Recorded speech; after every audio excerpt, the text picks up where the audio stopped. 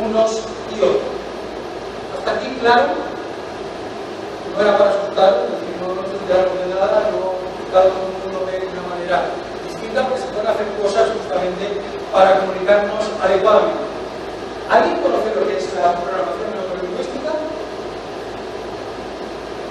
Es una joven ciencia de los años 70 que lo que se dedicó a estudiar era cómo aquellos que utilizaban la comunicación como un elemento terapéutico, aquellos que tenían más éxito, ¿qué es lo que hacían? O si esto era capaz de poderse enseñar a los demás. Bueno, pues esto es exactamente lo que hicieron Butler y Greenfield cuando decía que el tema de la comunicación está disperso, este es el ejemplo fundamental.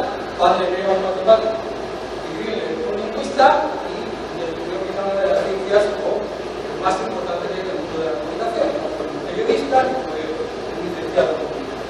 Bien, entonces aquí hablaron de determinadas cosas que voy a ir bastante rápido, pero que también nos ayudan a entender que cuando comunicamos, cuando le comunicamos al paciente, nosotros, por ejemplo, estamos trabajando en dos niveles. Un nivel consciente, que es lo que queremos decir, y un nivel inconsciente, que es lo que acabamos diciendo. La diferencia entre lo que ellos llamaban mensaje y metamensaje es que aquí utilizamos elementos que introducimos muchas veces sin darnos cuenta. ¿Vale? Entonces, por ejemplo, a ver, ¿qué ejemplo puedo poner? Quería ser amable. Eso lo puedo decir, es una expresión de amor. Y si yo introduzco el elemento solo y cambio el orden, yo solo quería ser amable. Hemos entendido, eso sería la parte del metamensaje. Hemos cambiado un mensaje que es completamente neutro a uno que lleva implícito un elemento de agresividad. Muchas veces eso lo hacemos porque realmente no nos atrevemos a decir determinadas cosas y nuestro intelecto nos ayuda de una manera, pues como vemos, que puede incluir muchas veces elementos de luz. Y este otro elemento es un elemento interesante, que es que el mapa es el territorio. Es un poco esotérico, pero es muy sencillo. Esto es un mapa que representa esto que podríamos decir que es la realidad. Los dos representan la misma cosa, pero no son. ¿Qué quiere decir esto? Lo que estamos viendo nosotros, lo que estamos percibiendo, es una imagen de la realidad y no la realidad en sí misma. Por esto, otra vez, estamos viendo las cosas de manera distinta que los demás. ¿Sí? Voy muy rápido. ¿No? ¿Bien?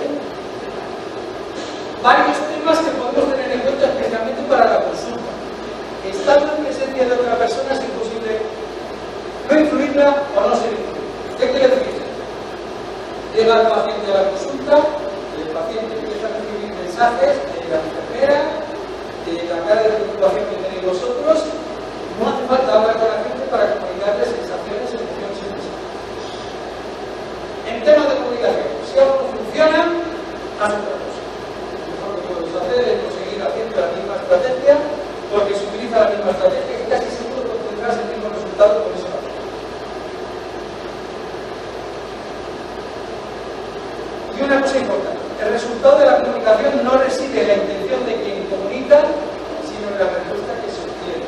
Es decir, uno puede estar pensando y teniendo la intención de conseguir algo, pero la única resultable es la respuesta que obtiene. Entonces no podemos seguir pensando que el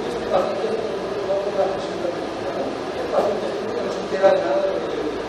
No quiero decir que el médico sea tonto porque el paciente no se entera, pero lo que sería lo normal y lo saludable es cambiar de estrategia y de manera, porque si sigo de la misma manera voy a obtener los mismos resultados. ¿Y por qué le cuesta cambiar el método? ¿Por qué creen que le cuesta cambiar el método? Vamos a hacer otro ejemplo. A ver, ¿puede leer, por favor? Por favor. Por favor.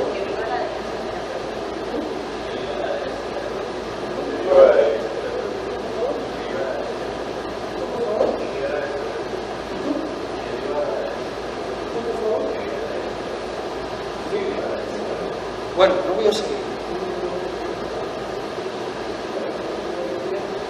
Suele aparecer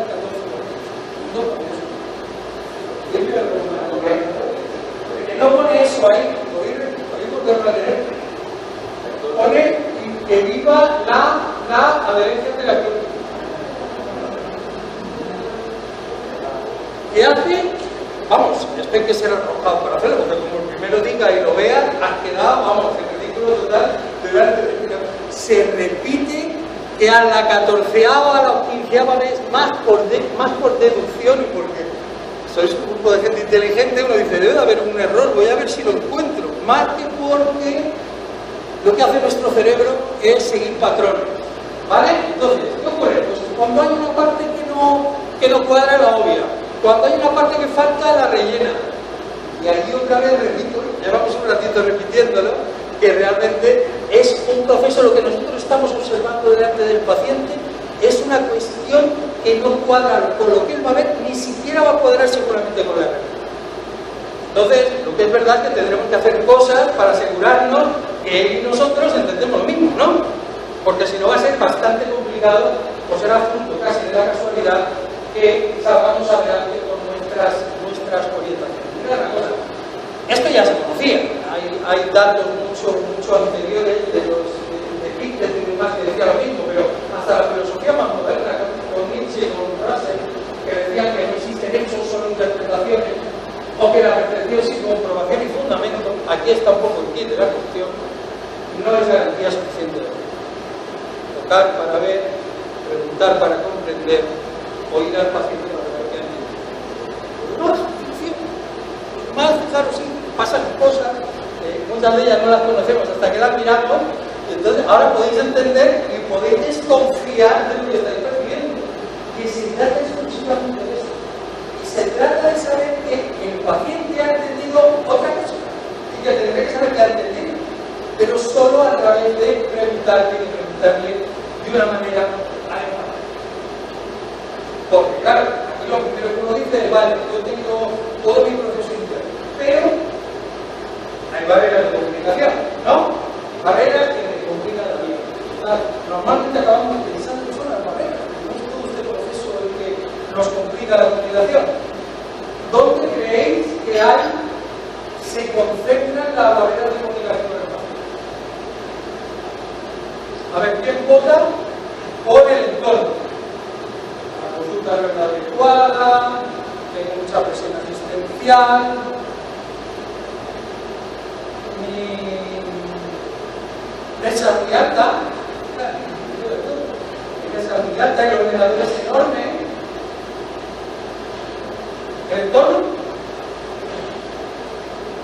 el paciente no se entera,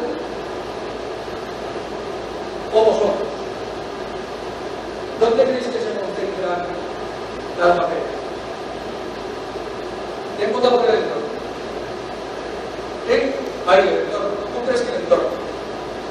¿En el paciente?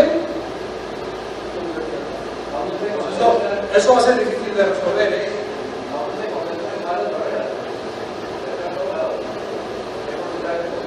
Bueno, exacto, pero es verdad que hay en todos los lados, eso es irrefutable. Por eso la pregunta era si estaba en muchos lugares. Entonces quiere decir que el médico tiene muchos o la gente no tiene muchos. Mirad, bienaventurado que sea que se concentren en el médico. Sí, en el médico. Pero digo por qué, porque realmente esto entonces es cuando tiene solución. Si es en el entorno tenéis que meteros en obras, meteros en cambios, si es en el paciente a ver cómo lo arregláis, pero realmente son cosas que se pueden solucionar si el médico es consciente de lo que está ocurriendo y toma determinados pasos a seguir. Por ejemplo, veo que hay gente que toma nota y tal. Vais a tener un documento con todo esto y con notas, además, que os permitirá seguirlo. Yo se lo daré a la gente de Novo y os lo distribuirá. Mira, esto se ha mirado el tema de las barreras. El primero es que normalmente falta firma. Ahora, de verdad, ¿le pedís siempre y en todas las ocasiones que paga al paciente?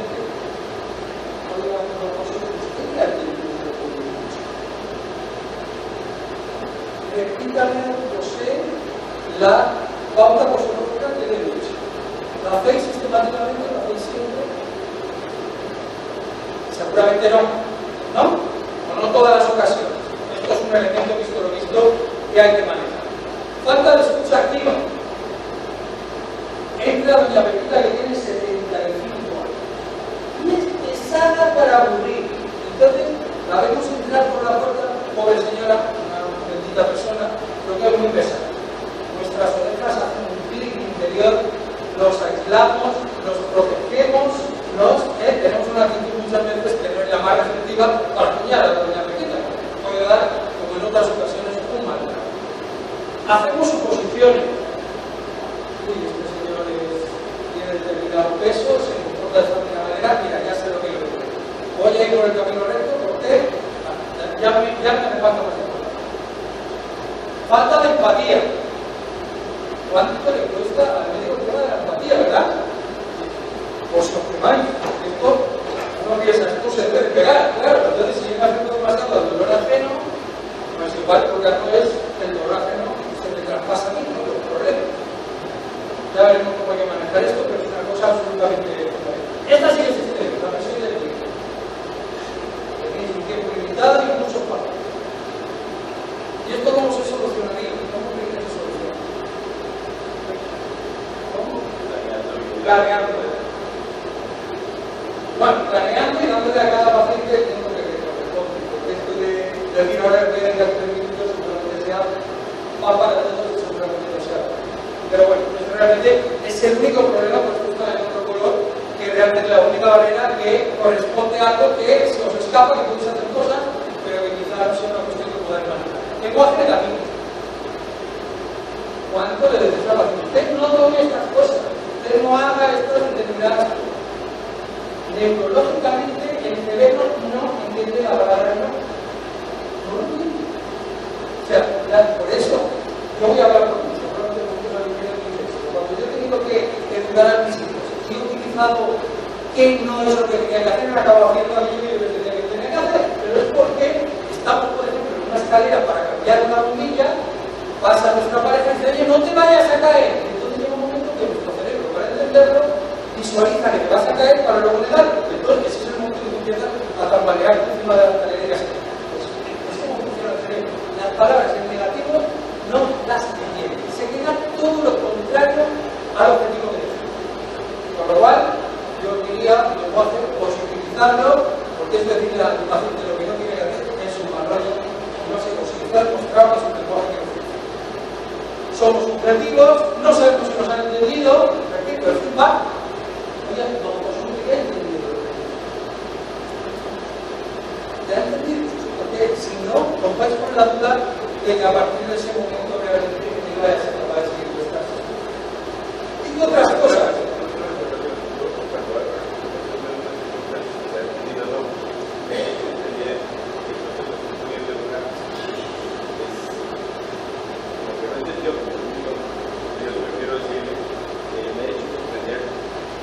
No, yo lo que decía es que ha entendido, no si me ha entendido, porque es también una información que no vale para nada, se tiene que decir cómo lo sabes. O sea, ¿qué ha entendido? O sea, lo que nos tiene que decir con sus palabras es aquello que ha entendido del mensaje que le hemos dado. No si ha entendido o no, porque como tú bien dices, también está haciendo un examen en el que van a tomar más que se cabe con nosotros. ¿Vas? Y tú no, es mejor autorizar preguntas abiertas y que nos respondan con realmente lo que ha leído. Bueno, y luego esto, por no callarme aquí, hay otras muchas razones. Hacemos caso omiso de la información que contradice lo que sabemos. Tenemos posiciones diferentes. Él y yo estamos en puntos distintos. No nos interesa a veces el punto de vista ajeno. Y una cosa que es importante, las palabras no significan lo mismo para todos nosotros. Hay algunas de ellas que tienen un valor distinto para nosotros y distinto para el paciente. Es más, se hizo hace poco un estudio en la que decía, define, a un grupo de médicos, define con 5 palabras qué es la dirección terapéutica.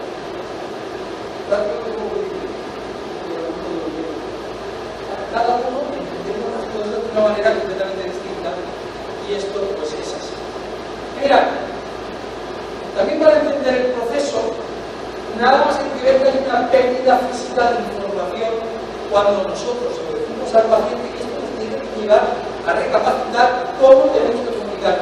Lo primero, ¿estamos todos de acuerdo que muchas veces hay una gran diferencia entre lo que queremos decir y lo que decimos? Alguna vez nos damos cuenta, ¿no? Que decimos, caray, esto que quería decir no lo he dicho. Imaginarlo de antes pudo pasar lo contrario. Esto no se pudo evaluar, pero esto es un estudio que se hizo bien. Entonces, lo que se empezó a medir por un grupo de estudiantes bastante grandes era qué ocurría con este tránsito de la información, como aquel juego del teléfono o del mensaje. Esto realmente lo que va a comprobar científicamente es que este juego es signo de la realidad. Mira, de lo que se dice, se pudo comprobar que el otro oye el 50%. Físicamente. Estamos hablando de físico. Imaginaos cómo me siento yo sabiendo esto de otro chat. Vamos, pues ya te da medio de la cabeza. El otro oye físicamente el 50%. Y ni siquiera está repartido regularmente alrededor de toda la charla, de todo el rato que vayáis a estar con él, sino más al principio, más al final. El principio de referencia y lo que sigue. Pero oye el 50%. Y se recuerda aproximadamente el 5%. Claro, ha estado el paciente en la consulta, habéis hecho una consulta de estas para enmarcar y llevarla a la facultad, y resulta que el paciente, por mero hecho de que es físico, es fisiología pura, sale recordando el 5% de lo que le habéis dicho, de media hasta atrás, recordando el 5%. ¿Esto qué quiere decir? Una consulta en la que yo diga y el paciente escuche va a tener un resultado verdaderamente pobre normalmente, pero porque este proceso funciona de esa manera, porque es que encima esto es mágico. Decimos las cosas, pasamos a gente que lo ha oído realmente y lo ha recordado todo y que por supuesto va a hacer lo que le hemos dicho. Esto no se pudo estudiar, pero todos sabemos que entre lo que se dice y lo que se pone en práctica, lo que hará el paciente pues es un salto absolutamente tremendo. Claro, yo no puedo pensar, ¿qué hago yo? No me entero de nada, encima cuando le hablo al paciente, que seguramente el paciente tampoco se va a enterar, ¿qué hago, no? Para mejorar esto, ¿no? Entonces, Edgar Lee fue un pedagogo americano de los años 40 que estudió lo que yo llamo el polo del aprendizaje. Entonces esto dice que recordamos a las 2 semanas, esto era con el objetivo de aprender, el 10% de lo que leemos, el 20% de lo que oímos, el 30% de lo que vemos y el 50% de lo que vemos y oímos. ¿Esto cómo lo tengo que hacer? Una consulta va a ser mucho más efectiva si yo le cuento y le muestro. Si yo tengo un soporte de dibujos, gráficos,